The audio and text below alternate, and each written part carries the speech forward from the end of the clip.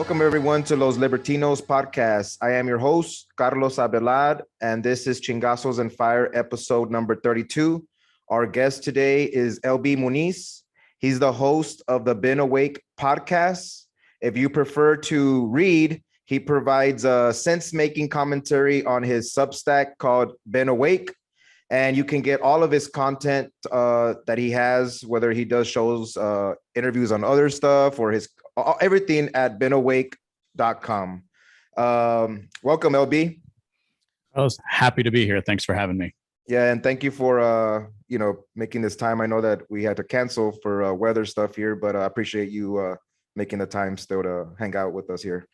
No problem. I've been looking forward to this conversation. So, all right, cool, man. So yeah, man, kid, just the way the show set up, I'd like to just if you could do a background for anybody that doesn't know your story. Some, you might have a unique story there. So if you don't mind, dropping some of your background info, your family, like born, raised, that whole kind of thing, and education, kind of that whole kind of path, and then we can get into some of the questions here, please. Sure, absolutely.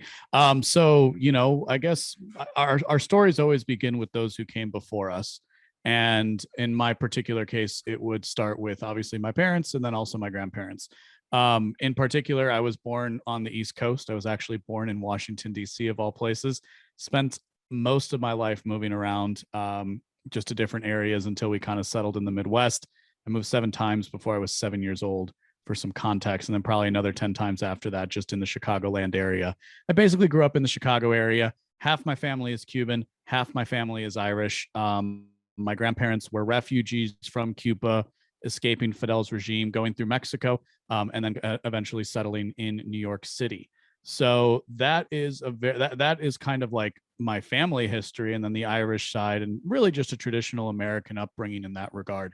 And intellectually speaking, I studied philosophy for a bit, never quite got the credential, but I did spend a lot of time reading a lot of great authors and thinkers. I'm very influenced by Nietzsche, very influenced by Plato, Socrates, also Ludwig von Mises, F.A. Hayek, Hans Hermann Hoppe, Lou Rockwell, sure, but Murray Rothbard was the name I was trying to think of then as well. So I also kind of discovered the Austrian school around the time I was 18. And, kind of did the traditional thing. Had a project once before where I was doing a podcast that fell through. And then in 2020, I decided to start it up again because I feel like I needed to add my voice to the symphony of people who are out there trying to make sense of the world. I think I do a better job of it than most people, including some people who get paid to do it professionally. But you can be the ultimate judge of that. I don't write for today. I write for the ages. So as you said, if you go to beenawake.com, subscribe with your email, you can kind of see what I'm about. But yeah, writer, podcaster, guy on the internet. Perfect, man. Perfect. Thank you. So yeah, man, I've heard you on other shows mention that your mantra for the year is to lean into the absurdity of the universe.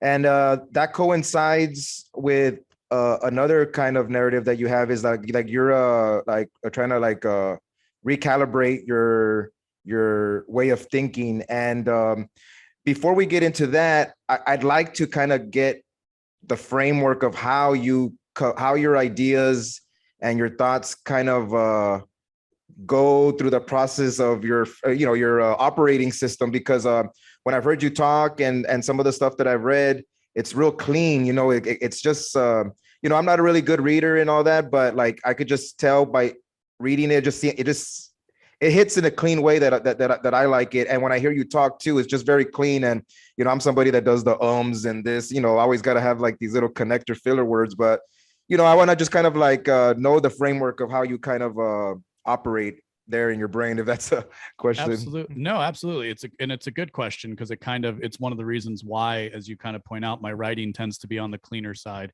Very easy to understand. Now, that was actually a hard lesson I had to learn when I started writing at Been Awake. I was showing some of the early pieces to some of my close friends, and one of them in particular commented, he's like, dude, we talk all the time. I'm barely following your argument here. Your prose is too dense. You're trying to get too in the weeds on things. How can you expect a lot of people to read this and understand if you're not going to be clear with your language? And I was very upset at this because clearly if my language wasn't clear enough. This was the fault of other people and not my fault as a writer. Once I accepted that it was my fault as a writer, I really made an effort in everything that I produce to make sure it can be consumable, not only at a higher, maybe more sophisticated level, an academic level, if you will, but also at a popular level, to one where anybody can come in and read. And you might not get the whole picture in one sitting. That's not the type of stuff that I produce. It's very much it's an emergent phenomena, right? Like you can kind of watch my thoughts change in real time as the case may be. However, by the way, that's one of my fillers, is as the case may be, is instead of an but to the point. Yeah, but we all do it, right? Oh, But yeah. my philosophical home is skepticism and academic skepticism. So I trace this back to the Hellenistic age, or at least that's how I was taught it in school. The book that I have on my shelf that deals with this in particular. But basically, the academics were taking the position of, well, ultimate truth might not be knowable in a real sense, and I tend to believe that. But if we work hard, we can present enough of a case to try and move a conversation forward, be like, well, we can at least come to some understanding about this subject. Another way that I talk about this is my formulation on truth, where I say I set aside the idea of an ultimate truth a long time ago, really at the start of my intellectual journey, because everybody I talked to said that they had the truth. Right? You listen to any priest is going to tell you that they have the truth. Any rabbi is going to tell you they have the truth. Any imam is going to tell you that they have a truth. Any guru, any yogi, any Buddhist monk, as the case may be, they're all going to tell you they have the truth. Every philosopher, most of them at least, claims that they have the truth, except the skeptics, who kind of say, hey, we don't know what the truth is, but let's see how close we can get.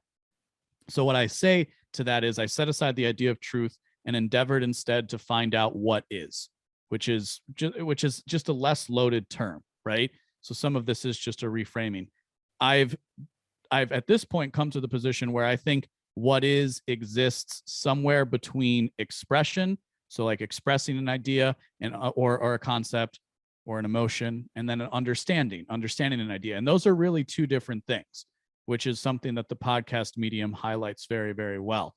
Right? Because here you and I are having a conversation, we're expressing ourselves, we're trying to understand another person in real time. But for the people who are listening, they are just in full understanding mode, right? They're just going to kind of download the information and see how it fits.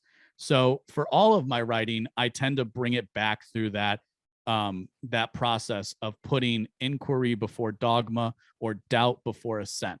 So before I say anything, I try to make sure it's as good as it can be. And I think, and what I also try to do is lay out my case for people as best I'm able. And I think that translates into the clarity of thought and clarity of writing that people have noticed with the work that I produce. Yeah, so when I hear you speak and when you talk in that way, I'm a boxing fan. So to me, you could take this as a compliment. I hope that is like, I kind of see like a Mayweather style, which is like a counter puncher. Like, you're on the back foot, because you're a skeptic. But when you're, then you hit, then you hit with your shots, you hit with your points. But it's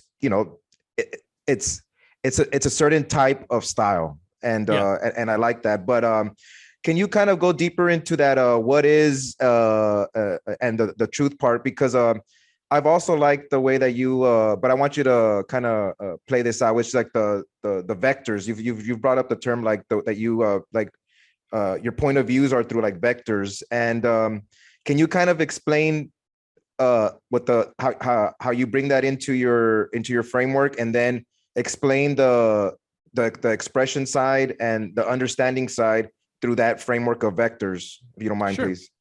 So I think a good example for this is a recent piece I wrote, kind of contrasting the differences between Rand Paul and Anthony Fauci's style in these Senate testimony hearings that that have made their way across the news cycle. So in particular, right, if you're in politics, the moral edge goes with the person you already agree with. So if you're reading a political story and you like somebody like Rand Paul, you're going to agree with what Rand Paul says more often than not. If you're somebody who likes Anthony Fauci, you are going to agree with Anthony Fauci more often than not when you watch an exchange between him and somebody who opposes him. And this is a very human thing that we tend to do. So in that particular case, right, there was Fauci made a big deal about the fact that somebody was caught in Iowa. As the case may be, the story was actually that some guy had a mental break after he was fired from like a job bagging groceries in California and decided he was going to drive across the country. And he ended up getting to Iowa, got stopped in some sort of traffic stop that they had. And he was completely willing and ready to tell the police and later the Secret Service how he needed to save the country. And he was the only person who was going to save the country. So this little story, when this sort of stuff happens all the time with emotionally disturbed people, right? This isn't an uncommon thing. But in the process of Anthony Fauci bringing this story up and saying that, look, this guy was trying to attack me, Anthony Fauci, and Rand Paul is out there campaigning on getting me fired. Rand Paul is putting me, Anthony Fauci, and my family in some sort of harm. People who are fans of Rand Paul, which would be like a majority of my audience and the people who would be interested in the things that I have to say, were completely correct when they had the emotional response of being like, excuse me, you're going to tell Rand Paul, the guy who's been shot at, put in the hospital by a crazy neighbor, been mobbed by the mob, or by Black Lives Matter mob, even though he's the person who put the Breonna Taylor bill into the Senate. Like, you're going to tell Rand Paul that you, Tony Fauci, are fearing for your life? Give me a break, right?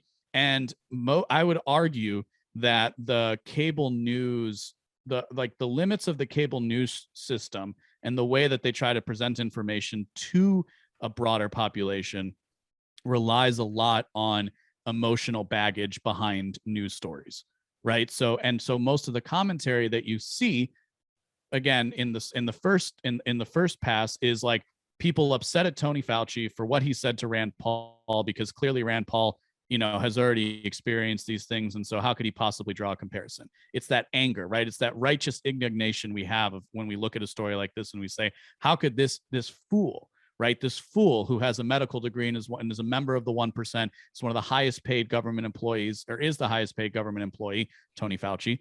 How could he possibly call Rand Paul into question? Well, when I talk about a vector of approach, I'm not denying that that's what I'm trying to say is I'm not denying that that is a worthwhile avenue of thought. What I try to show is that here's another way that we can look at this story. And so in that particular story, what I tried to talk about are like conflicting moral frames and conflicting moral narratives that surround both the supporters of Rand Paul and the supporters of Tony Fauci, and that we can conceive of them as like separate groups.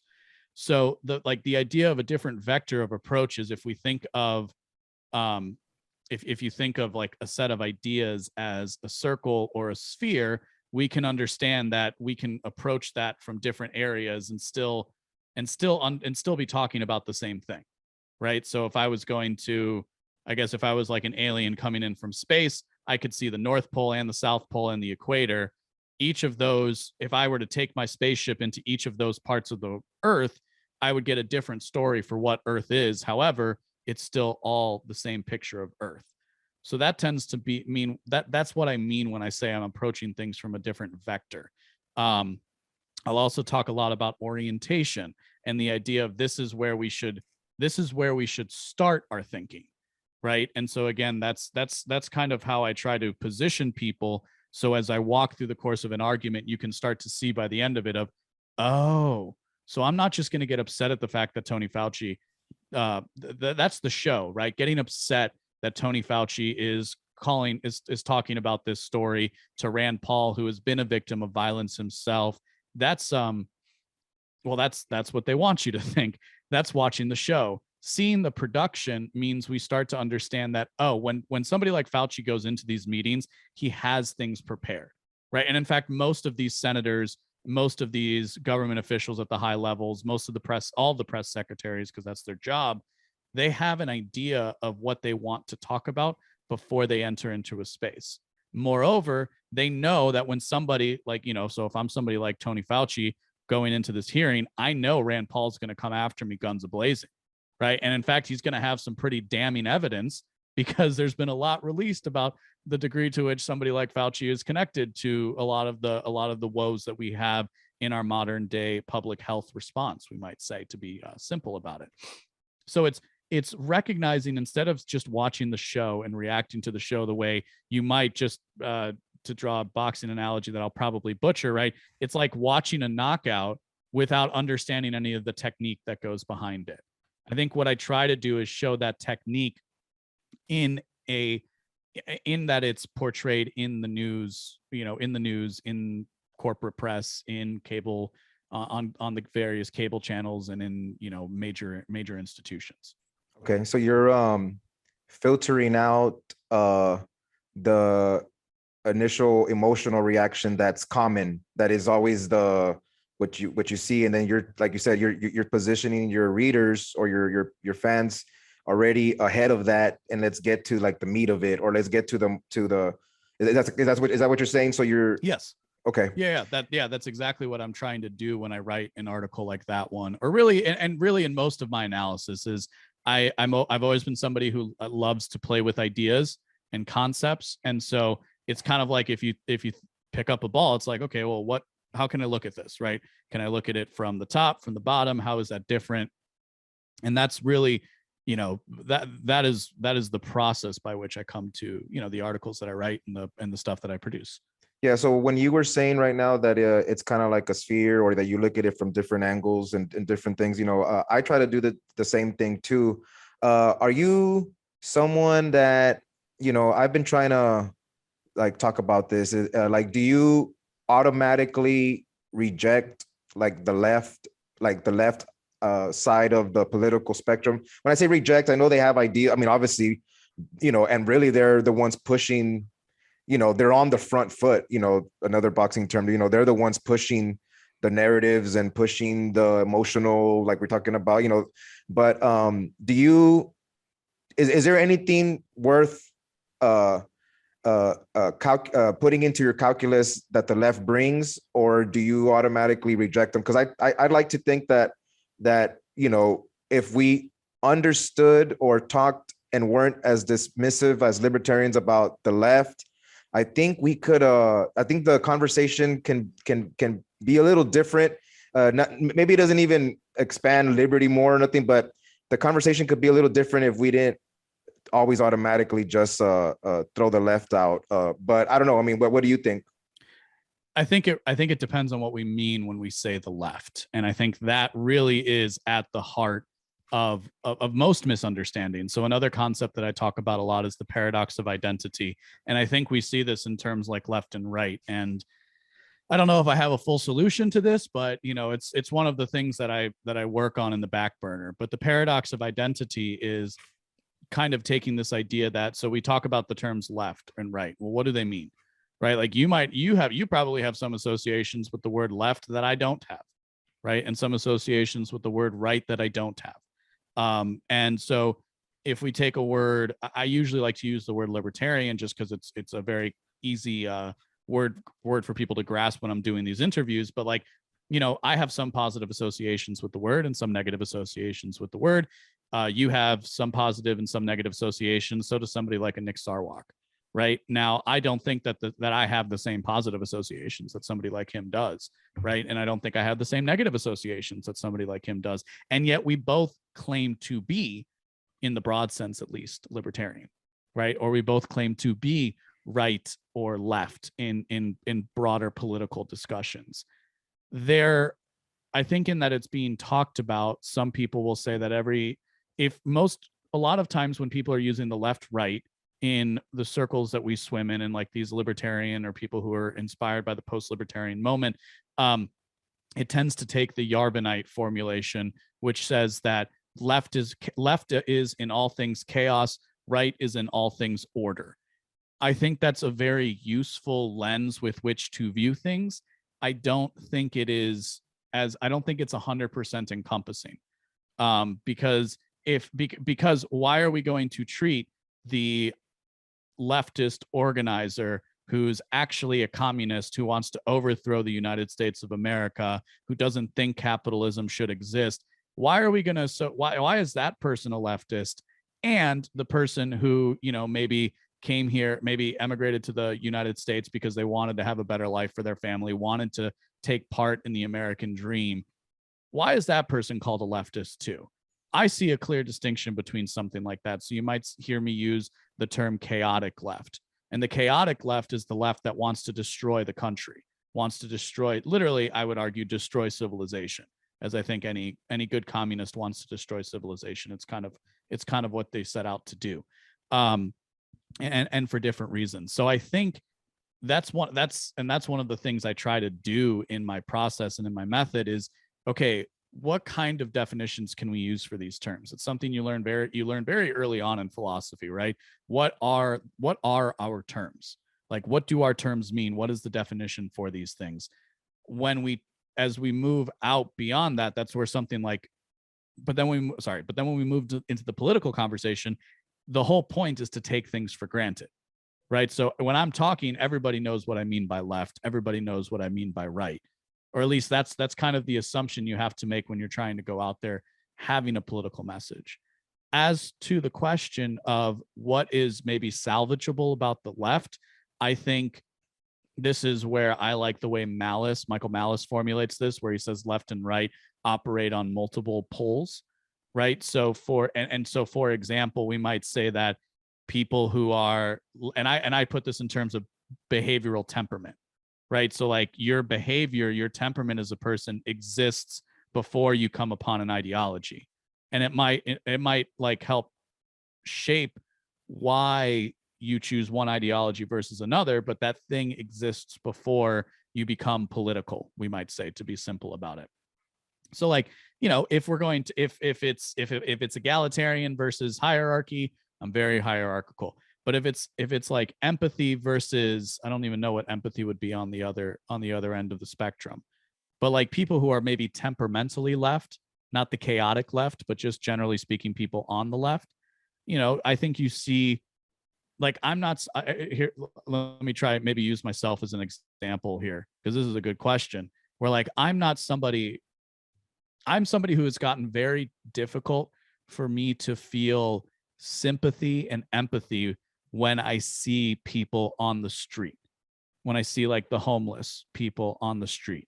That's not because I don't understand that they, in some cases, deserve empathy and sympathy, but it's given the line of my work, I understand how many jobs are available, and that, and like the ease at which somebody can get a job and like stick with a job if they just show up for 40 hours a week as like a laborer or as a line worker in a factory, all these different things. It's very easy, but what you find a lot of times when you deal with these kinds of people directly is that it's actually it's almost impossible to get some people to show up to work 5 days in a row and for them to show up at the same time every single day. So that would be an area where I think in a traditional understanding of like of a left-wing impulse of trying to make sure that those people are still helped, right? If that makes sense, I think that's an area where I notice a shortcoming in my own thought in that regard. Okay. So yeah, so then it's all relative, right? To everybody. It's relative. Everybody has their own left, right, way of looking at things, and then they're going to, the backdrop of it is their own personal behavior and how they deal with stuff. Yeah, man, I tend to think that Can I offer one quick clarification? Sure. For me, it's less about the relativity of things, because we can get down a dangerous path if we go that direction of like, like saying that there's no moral difference between, I don't know, there's no moral difference between, like having sex with somebody who consents or not, right? Like clearly there's that's not a relativistic claim. I'm far more interested in the subjective nature of reality. So Okay. how is this thing we called reality, everything that you said was correct except for the word relative, which I think a lot of people like to use, but I'm more interested in the subjectivity of it. So how does the individual person perceive reality, as opposed to making the claim that all reality is relative? Because I wouldn't be able to make that kind of a claim, I think. But Okay. anyway. No. So keep going on that. So how was I mean, because I'd like where can it get dangerous? Well, kind of for that thing, the part that I just said, right, is that we're going to draw no moral equivalencies between somebody who rapes and somebody who has consensual sex, right? Because if I'm gonna, let me put this is going to be never say I don't like to get into dangerous ideas, but like strictly from like a reproductive standpoint, the idea of passing your progenation, passing your genes on to the new generation. And if we look at the animal kingdom, right, like most of the animal kingdom really isn't concerned with the idea of consent. Some animals which generally have more developed social like social hierarchies, they will have like elaborate rituals and things that people go through in order to choose mates, or people that the animals go through in order to choose mates. But in general, we don't see the need for consent that we see in a human in human societies. So the relativistic claim would be that, well, it doesn't really matter as long as we want to, as long as your genes as long as your genes move on, as long as you have a kid, it doesn't mean anything, right? It doesn't mean how you do that doesn't matter. It only matters that you get the kid. Now let's but we might say rape is like is obviously everybody agrees that's wrong, and I would agree with that. It is wrong. It's horrible, and I want to do horrible things that I won't say on live TV to people who rape others. Let's move on to a second part of that. What if you just hook up with a girl and you have a girl without ever intending to like be in her life or be in your kid's life? Again, from the pure biological argument, you could say, well, your genes are still continuing on to the next generation. You have succeeded. I would argue, again, that's kind of a relativistic claim. And of course, we see, in that we've basically broken down the borders of monogamy, and and everybody can just kind of live the life that they quote unquote want, right? We know that these things have negative effects on people as well. So you might make a relativistic claim that says, well, it doesn't matter as long as you have some kind of a say, as long as you're there for the kid a little bit, or even if you're not, they're going to be okay if you, the father, aren't around because they still have a mother. And the empirical evidence doesn't prove that out, right? So that would maybe be another way of kind of showcasing what I mean of the problem with like accepting that everything is relative. Now, taking the subjective view, on the other hand, at least in my formulation, is saying like, I can try to empathize with the single mother who, made a mistake, had a kid, but still chose to do the right thing by having the kid and raising the kid to the best of her ability. I can understand the difference of her perspective as a single mother versus maybe the perspective of a married couple and how they raise their children differently. That's what I'm trying to draw out when I'm pointing to the difference between relativity per se and the inherent subjective element to what we call reality. Okay. What's up, everyone? Please visit palomaverdecbd.com for all of your CBD needs. If you need anything to take the edge off during the day, to help you sleep at night, or just with a little bit of body aches and pains that you might have, Paloma Verde CBD carries all types of CBD products that can help you on that front. I use it basically in the morning. I put some tincture drops in my morning juice, whether it's a green juice or orange juice. I put it in my drink. And then I also use it in the evenings to help me wind down, to help me get into sleep. And also, I take some of the gummies an hour before I know that I'm going to do an interview. I feel that it helps me just relax a little bit and focus on the task at hand of trying to make myself sound smarter than I am. So if that is something that sounds like it's appealing to you, please visit palomaverdecbd.com. Use the promo code Chingazos. That is CHINGASOS, Chingazos. And get 25% off anything over $75, free shipping. Once again, visit palomaverdecbd.com. It is a business that my wife and I run, and we are very proud of it. And we want to try to help any of you that are looking for some relief. So once again, visit palomaverdecbd.com and get your CBD products. Gracias. In the way that you position your readers has in getting them past the emotional part of the theater that usually plays out.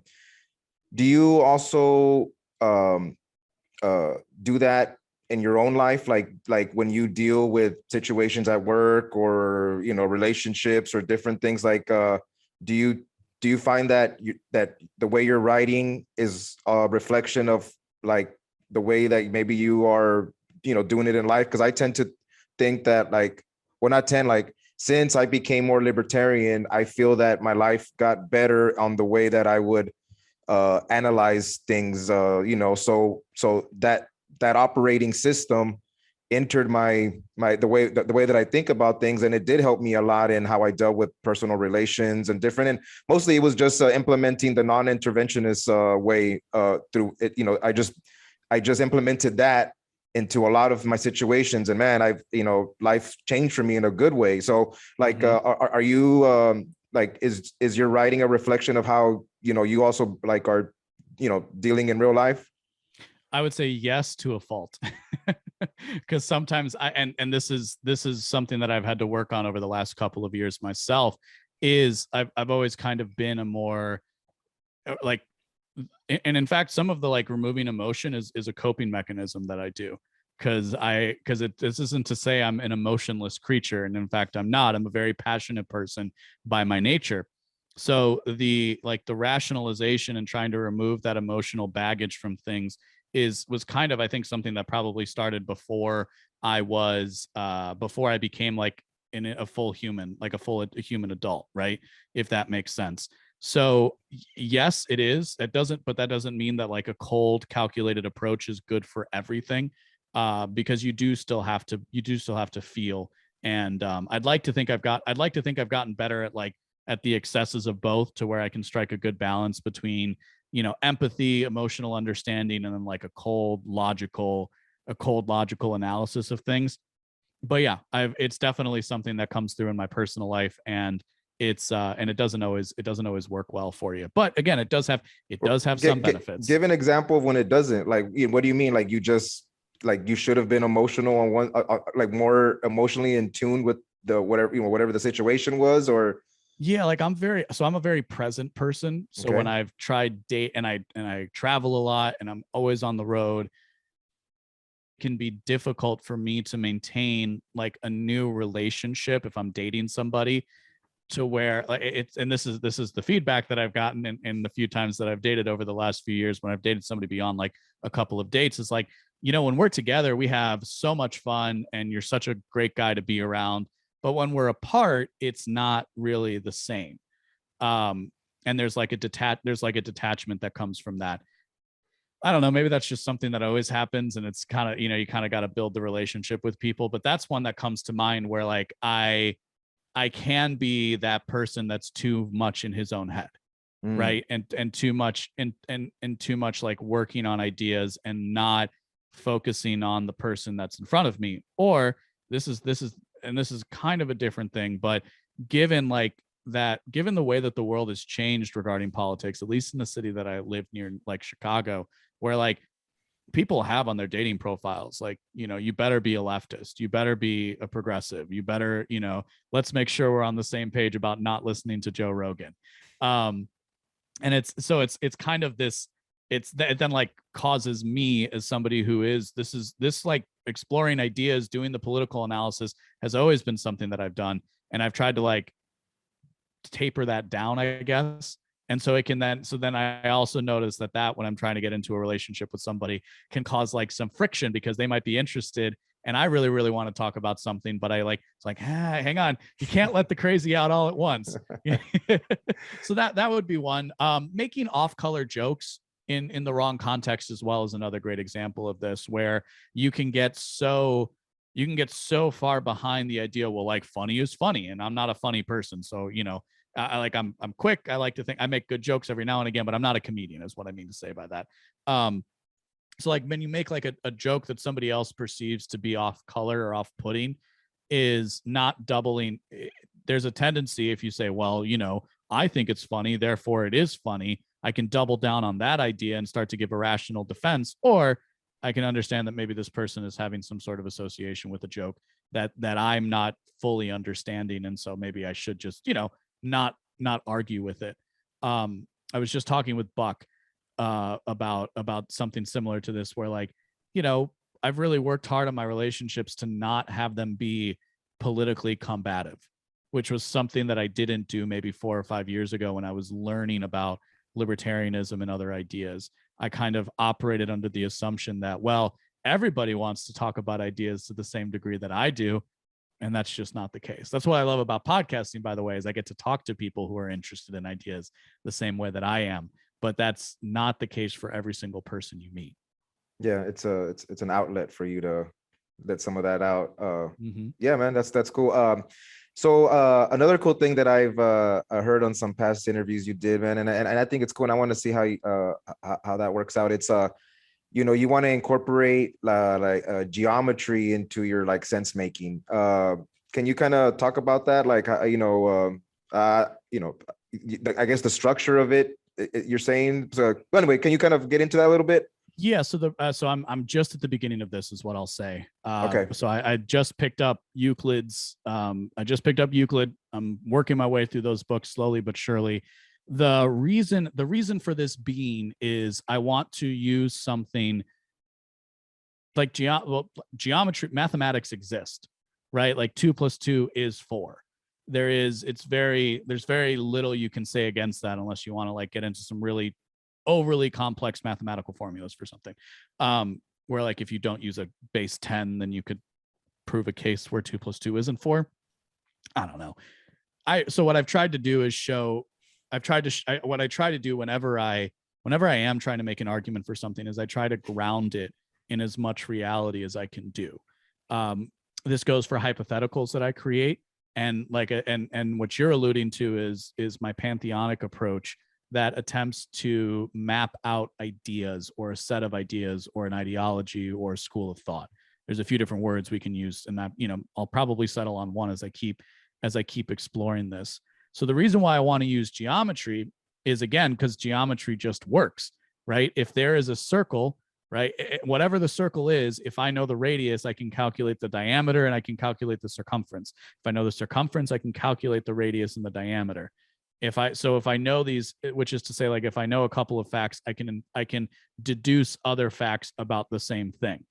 I like geometry too because it's a very ancient form of mathematics and way of and form of knowing, right? Like they knew about geometry well before we had a concept of algebra or a concept of calculus, right? Which was like a very modern scientific way of things. And just in my personal everyday life, I actually do deal with a lot of geometry because, you know, the machines that I sell are cutting cutting like steel bars in various sizes. So I need to know things about the chemical structure of it, what the total size is, what's that cross section look like. So I actually deal with a good bit of algebra and geometry in my day-to-day life, which is kind of what helped me make these connections. So the basic idea, this is the basic premise. And again, like I said, in 6 months, you might be hearing me say how this was a total failure, but I think there's something to it. If we conceive of a set of ideas as a school of thought, which is to say like a complete set of ideas that are used to instruct people in a way of knowing the world, if we can conceive of those as a circle.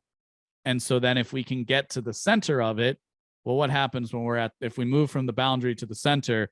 Well, that's actually a radius. And that's kind of been the jumping off point to where now I need to read Euclid because I'm not a geometrician. So I want to make sure that I'm actually using the proofs properly. But what I remember from high school geometry is that they rely upon rational proofs of things, which is something that's also very popular in philosophy of like, let me build my argument from the bottom up so that I can give you a better way of understanding. And effectively, this whole concept is designed to, this isn't designed in a political way, right? This is a more philosophical concept.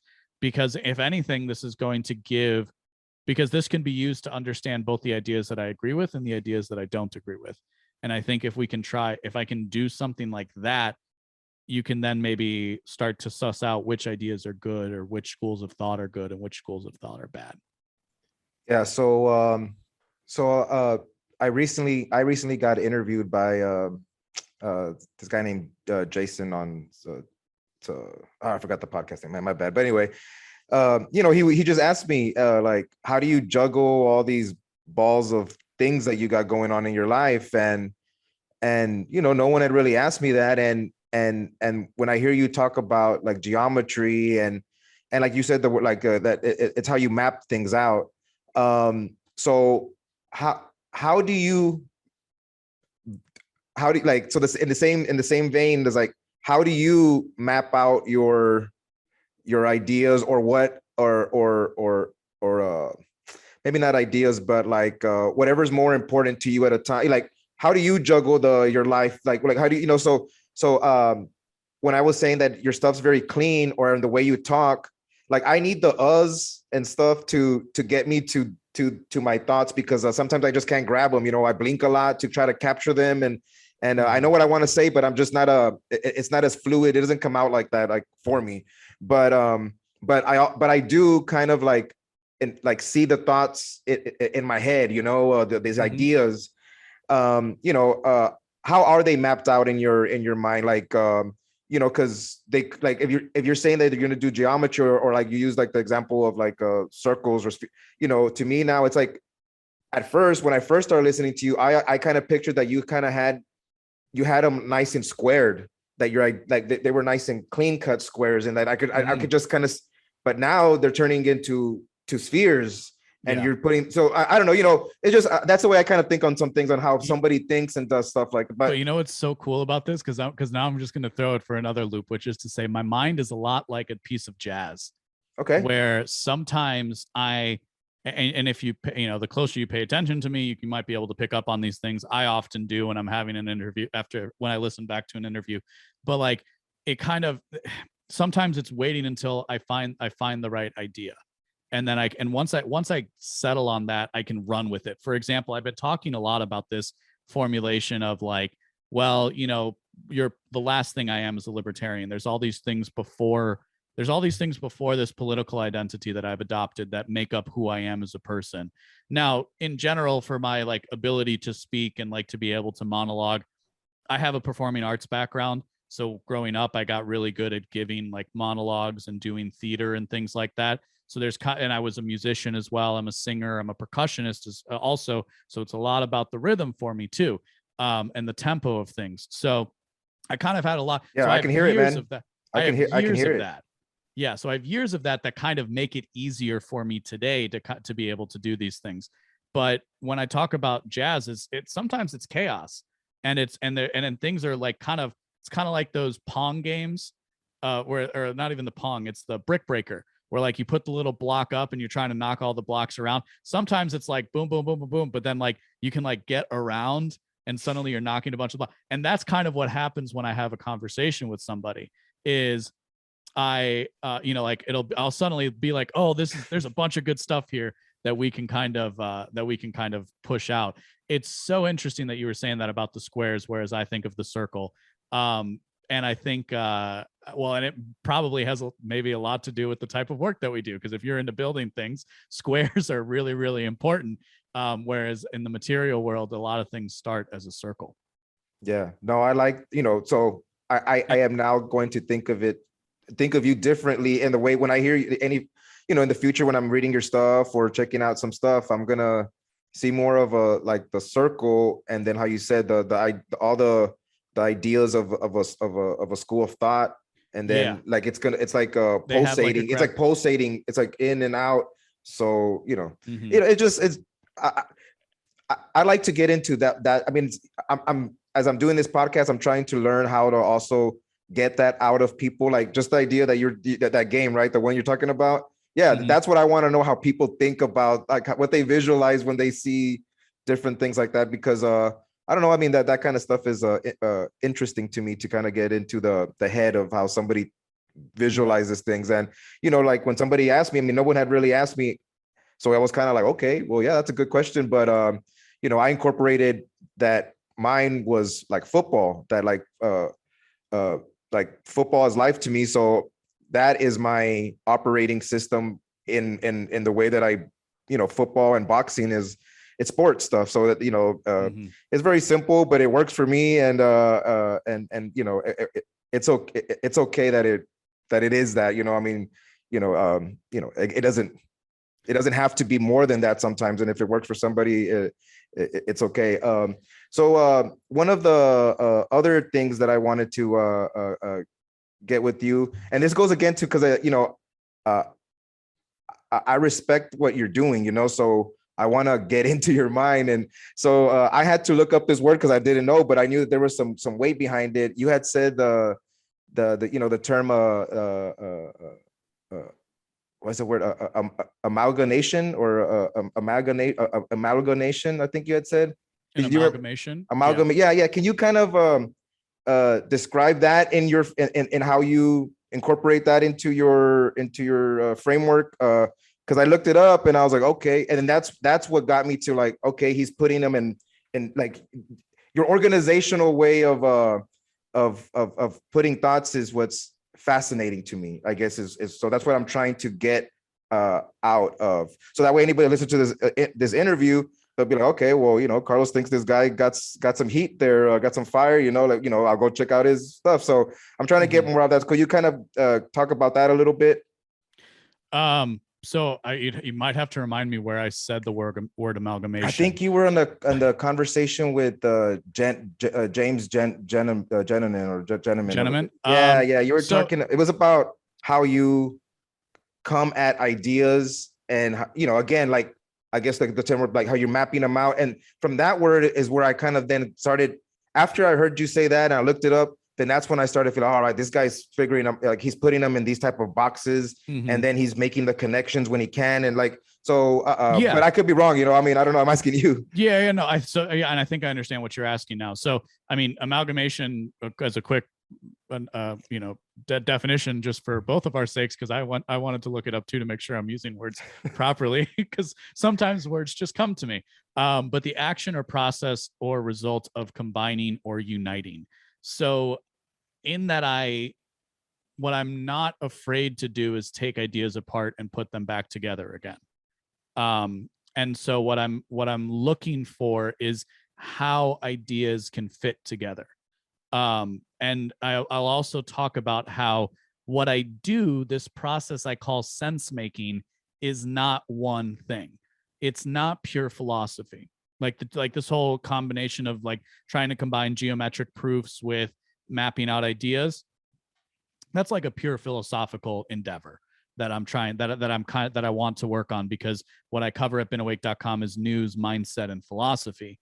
So the philosophy is always kind of what I try to return to build out a concept or an idea. So that's a pure philosophy. I'm also pretty good at political analysis, right? Where I can have the conversation of, no more feminism of any kind whatsoever, right? Like we can make the case for something like that, and I can do that in a political sense as well, or just understand the way that the news operates and like how a news cycle is formed and what propagandistic tools are used or influence methods are used to try to make you feel one way or another. So what I do is an amalgam of all of these things. I'm not writing a libertarian manifesto, because that's not really what I do. I'm not just teaching economics. I'm not teaching pure philosophy yet. If you want to make that happen, let's bring up those premium subscriptions out there, because really it's a matter of time, right? Like I would love to do a series on the 5 dialogues of Plato, just because it's a great piece. It's one that everybody tends to read, and it's fun, and teaching is something I really, really enjoy. But I also understand that I don't really have the time for that with all the other things I have to juggle, including a full-time job that I care about. So in that my work is an amalgamation, it's that it's not afraid to explore ideas and to bring them together in something coherent. And I think when I do it the best I can, I'm making something coherent in a way that hasn't been put in that way before. Yeah, it's your style. It's yes. And so it's a great example of this, because I've been talking about this idea of narrative discipline and trying to like flesh it out. And I used in a recent piece, I talked about why they're suddenly telling us the truth. Yeah, I read that. It was because good. they're not suddenly telling us the truth. But I was just listening to another, it was actually James Gentleman, he on his Sunday live streams, but he was talking about I think it's Robert Higgs's ratchet theory, and it's the same kind of idea. And in fact, I'll defer to somebody like Higgs, who's an intellectual heavyweight in his own right. But like if you think of like a ratchet strap or just a ratchet in general, is you can kind of keep tightening until you can't tighten anymore. And even though you might loosen it up, it doesn't even though when you're doing the ratchet, when you go back so you can ratchet it up again, it's still moving, but the actual strap isn't loosening. And that's kind of the way, that's another way of understanding narrative discipline, or how the powers that be try to mold your opinion and your perception on things. Yeah. So like listening to you, I always try to take out from these conversations, because if not, what am I doing them for? I mean, I got to get something out of them. So yeah, man, like definitely that narrative, because even if it's them putting it out, you also as individuals, we are also as individuals putting out narratives to the people we interact with. Yep. And you got to have discipline on the narrative, on your own narrative. You got to have emotional discipline, also on to be able to be sure that narrative stays nice and tight, I guess, or runs the way you want it to. Yeah, well, like you have like a family story, I'm sure, of like how your family got to where you are today, how you got to where you are today, that you kind of teach your kids. Yep. Right. So there's a way that we do this in our daily life that's very common. How it operates at the highest levels, though, is it like, so imagine if like one of your kids had a completely different narrative of what the family looked like. What would that cause? Like, how would that cause dissonance or like or disharmony within your family? When we think of the broader population, we see this played out a lot more. And the idea of narrative discipline is understanding how 6 months ago we couldn't say anything about the lab leak hypothesis. Or gosh, the way time flies. A year ago we couldn't say anything about the lab leak hypothesis, but we can now. Right? It got you banned from Twitter 12 months ago. Today it doesn't, and that's by design in certain respects.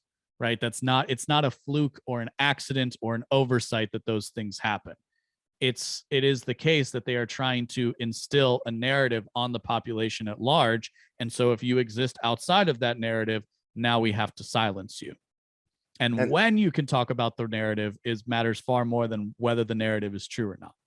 Yeah. So, and when you say by design, you mean or do you like it's not a top, is it a top? So it's it's the effect of the cathedral, right? Like that, like that. But when you say by design, the design, the infrastructure is already there, right? From like so it runs on automatic, right? So the design comes in which way? That it comes from the science class or the professor class or the universities, and then that pushes the narrative. Or well, here's like what is the design? How's the design in your mind? How does that, when you say by design? Here's one thing right now that's very popular. You should not like Joe Rogan. Right? Joe Rogan is a bad person because he spreads misinformation. That is the current bounds of narrative discipline for the corporate press, for the cathedral class, for the corporate cathedral class, right? For these so if you are somebody in legacy media, if you're somebody in academia or in government, with few notable exception, but only few exception, if you are within the bounds of the opinion that they are setting, you understand that Joe Rogan is a bad person, right? Joe Rogan is dangerous. He spreads misinformation. Anybody who listens, anybody who exists in the podcasting sphere understands what a ridiculous idea that is, that Joe Rogan spreads misinformation, because Joe Rogan just has conversations with people. So how does he spread misinformation? He spreads misinformation because he's not having the approved sources saying the approved things at the approved times on his podcast. This could all be solved if Tony Fauci wants to go on Joe Rogan for 3 hours. If this was really about the truth, right? If this was really about what is, Tony Fauci could go on Joe Rogan, talk to Joe for 3 hours, and it would be fine. That doesn't happen. Why? Because these institutions have an agenda. I don't need to know every single, like the 10-point plan of their agenda to understand that they do have an agenda and that they try to, and that in general, it's about controlling the population at large. Now, you could argue that they are all good faith actors who really think you could argue that somebody like Brian Stelter is just a good faith actor who really is concerned about the fact that misinformation is spreading across the country. Or you could look at him as one of the country's top propagandists whose job it is to spin the narrative for the corporate cathedral class. Yeah. You had in that piece that you did about the narrative discipline, you used the example of when Barry Weiss, right? She was on the Bill Maher show, and I had seen that clip before I read your piece, and so I came into politics mostly in the beginning through the Bill Maher show. You know, we got HBO, and I started watching the show, and I liked it, and you know, it made, you know, I liked it. So I was that before I was like a Bill Maher Democrat or liberal guy before I became like through Ron Paul. And I've always, even to this day, I still watch the show because to me, he's always been like, for me, at least in my life, I consider him like a pace setter for me. Absolutely. So he's a pace setter. You know, Ron Paul's a pace setter for me. So I've always kind of gone with the flow of people that I respect as pace setters. And like now I include more pace setters as far as like the podcast shows that I'm listening to and different things. They set a pace for me to stay within, like not going too crazy, like whoever I respect in that way, you know, I tend to kind of go with their flow. Do you have any pace setters that you respect in that way that, like I'm kind of saying, or you know, do you create your own pace, or are you trying to be a pace setter? You know, because you know, I'm going to start jamming more of your stuff because I do respect kind of your style of doing stuff. But like, you know, do you have any pace setters or anything like that kind of? I suppose you could say I march to the beat of my own drum. But to borrow an adage, no, I mean, of course, I've been profoundly influenced by many people. You know, Tom Woods, Michael Malice, Dave Smith. Socrates again, but you know, you can go back. Socrates, Nietzsche, Montaigne was a philosopher I really liked. The general like Pyrrhonian skepticism, Sextus Empiricus, modern people who I also like to look up to.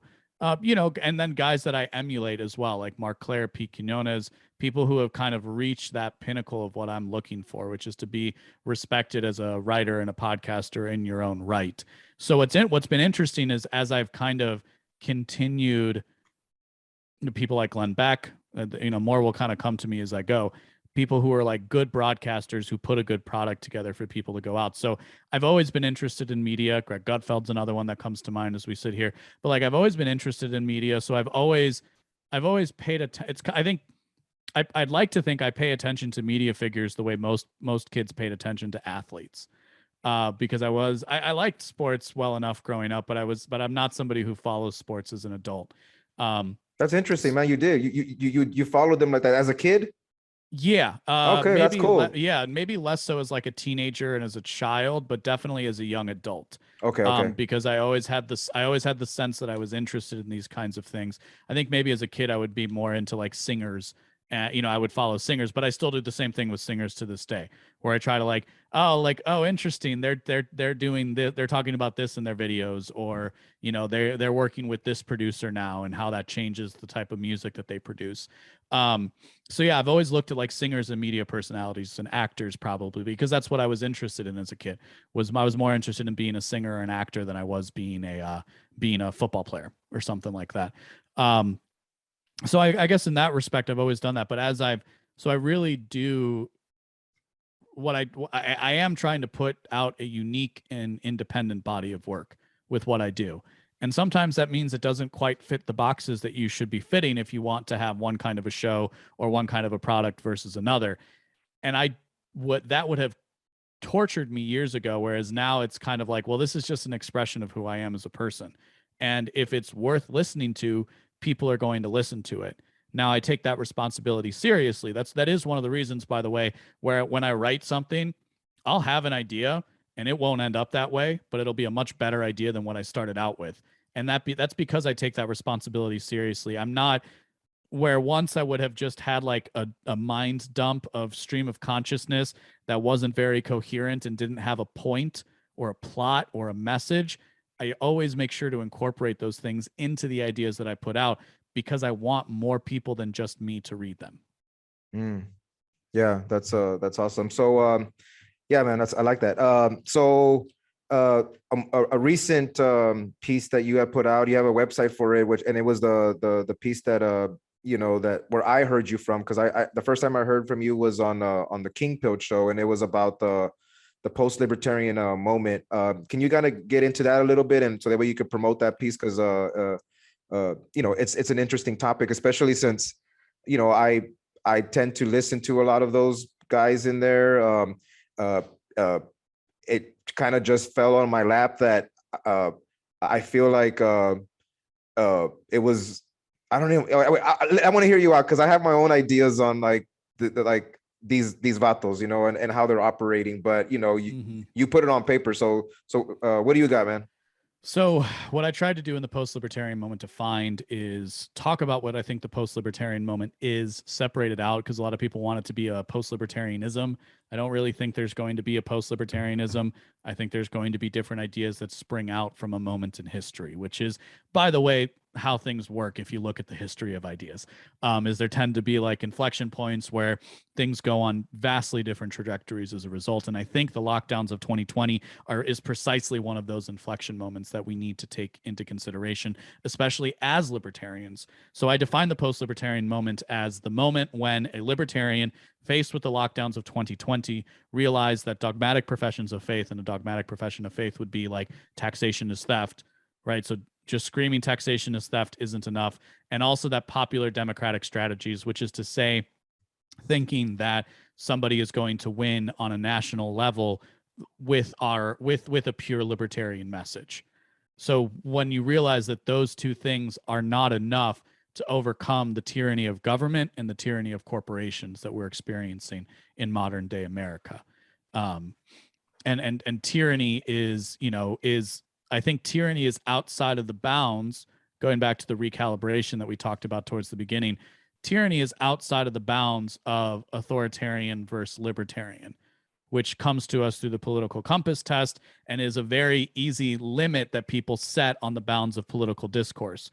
Well, this is fresh for you because I've been working on this and I haven't put it out anywhere. But like this is one of the reasons why understanding that tyranny is outside the realm of authoritarianism is why it is a good thing for somebody like Ron DeSantis to ban the teaching of CRT or to ban businesses from requiring vaccine passports in their state, as opposed to and not considering that equal to Joe Biden implementing an OSHA mandate for vaccine passports or vaccine requirements.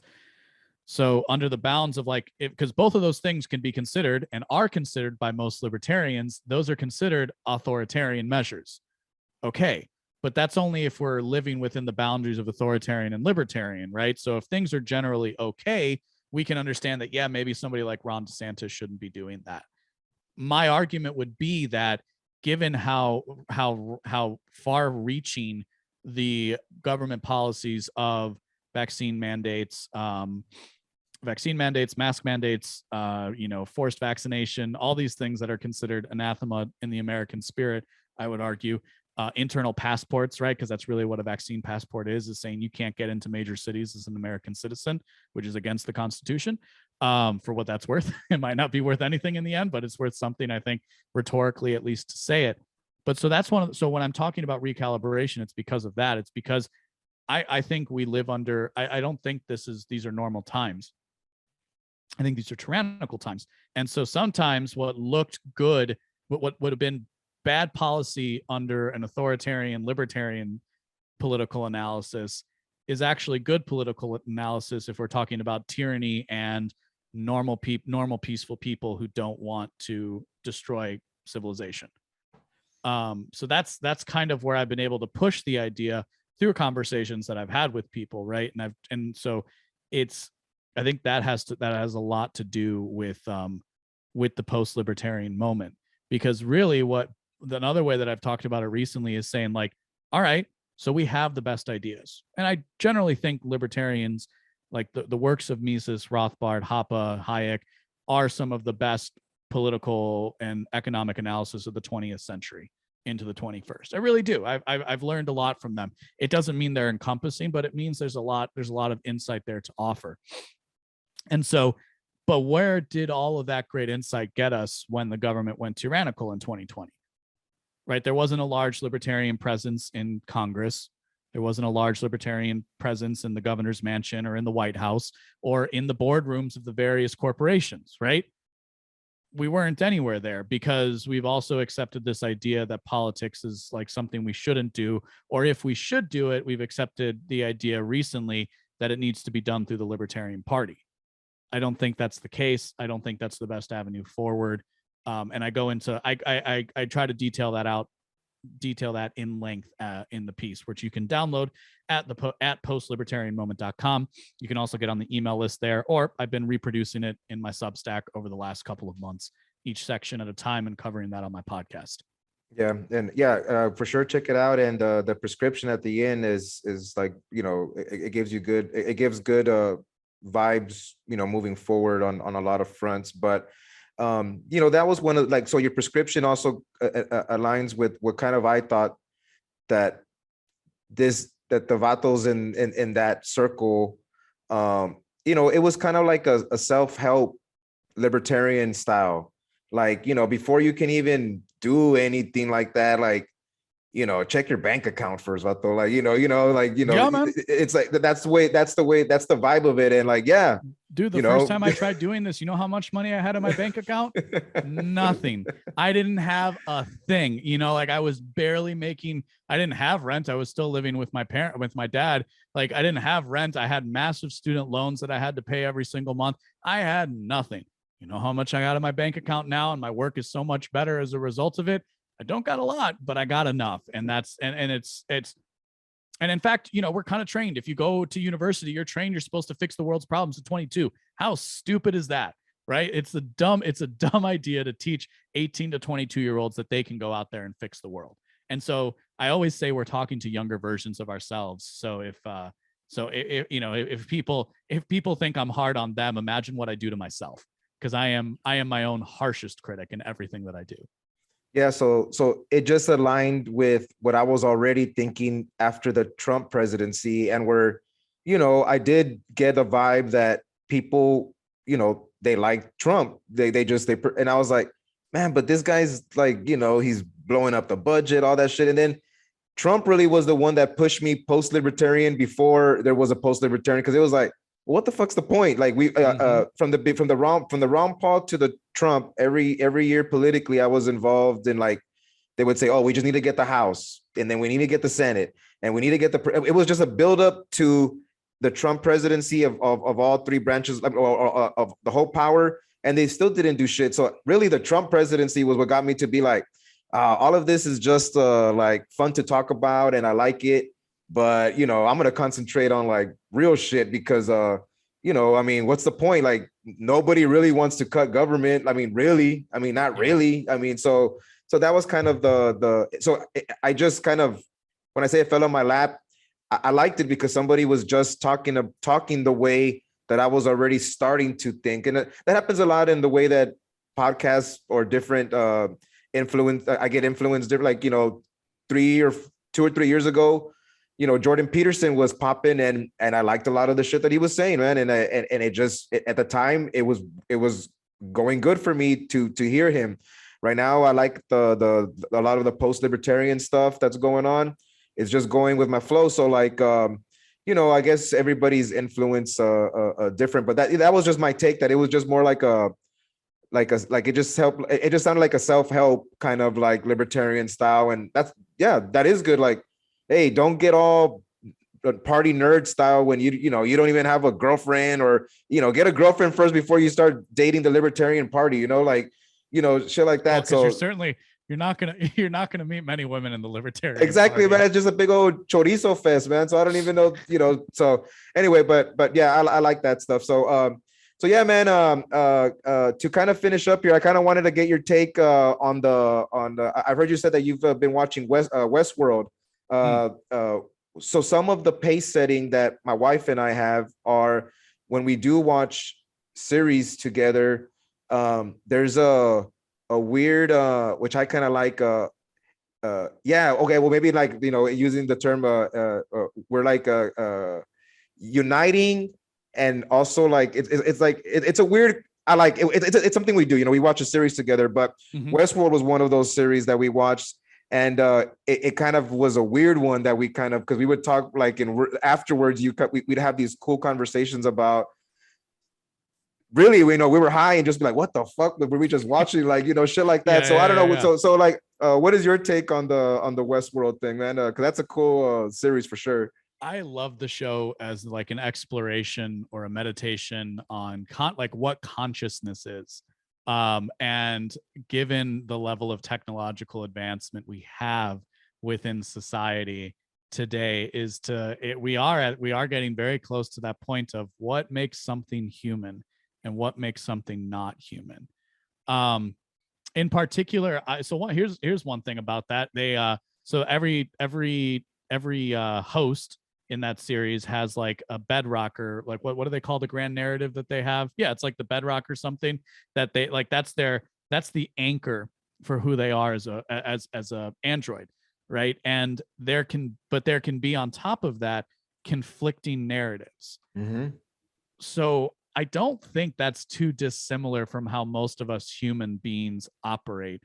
And if you want to give libertarians anything, maybe they're the ones that think that they should be consistent more than the others. But is consistency really the highest virtue? I don't think so. Um, so like one thing that I thought was really interesting about the show as I'm watching it, because it's very fun. The idea of what do they call it? Like the circuits, right? Where like you wake up in one part and then you always like that's like the thing you keep returning to, and every day is kind of the same or different in the Westworld world. But this idea of us running loops Mm-hmm. as human beings, we do it, man. I don't know if I mean I do it. And in fact, sometimes it's literally I do a loop. Like I just did a loop of Michigan because I do 2 loops of Michigan every single month, right? Where I'm driving to see a bunch of the same people. And what's great about good television and good fiction is that it allows us to open up our minds a little bit. Um, so like here's and that it kind of relates. I think the idea of like having conflicting narratives within us makes a lot of sense politically speaking, because again, politics is kind of this area that we assume we have all the answers already, and that's why we're advocating for position A or for position B.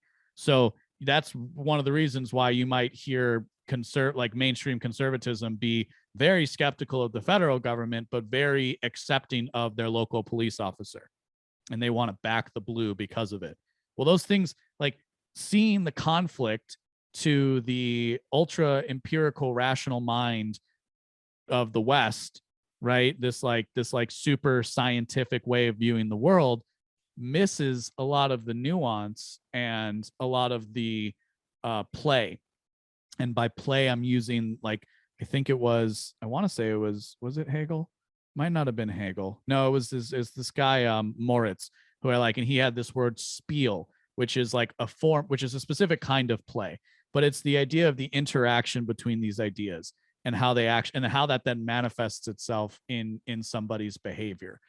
So I don't know. I think it's a great show. It's been I think I stopped watching somewhere through the second season, just because I just haven't picked it back up again. I've been watching other things, and I'm trying not to watch so much TV because I'm trying to do more like reading and podcasting and writing outside of my working hours. But I think what's great about that show is it really, whenever you're asking yourself, what does it actually mean to be human, you'll find the greatest unexplored landscape that you can possibly imagine. And it's a really scary thing, I think, for a lot of people, and I understand why. But if you're willing to take the journey, it's a very it has a lot of benefits to somebody who's willing to like take on that step for themselves, or Perfect. take that journey on for themselves. Perfect. Well, this interview has been a journey, and it opened up my mind on a lot of fronts. And I'm gonna take a lot of what I learned and implemented a little bit on the way I kind of map my own way of framing things out. But man, thank you for coming on the show. Can you please plug in where people can reach you and what you might have coming out soon? Absolutely. But you know, it's funny, you talked about the journey. What actually started us, like you saying like, hey man, let's record, was that we were talking about we had a back and forth about immigration.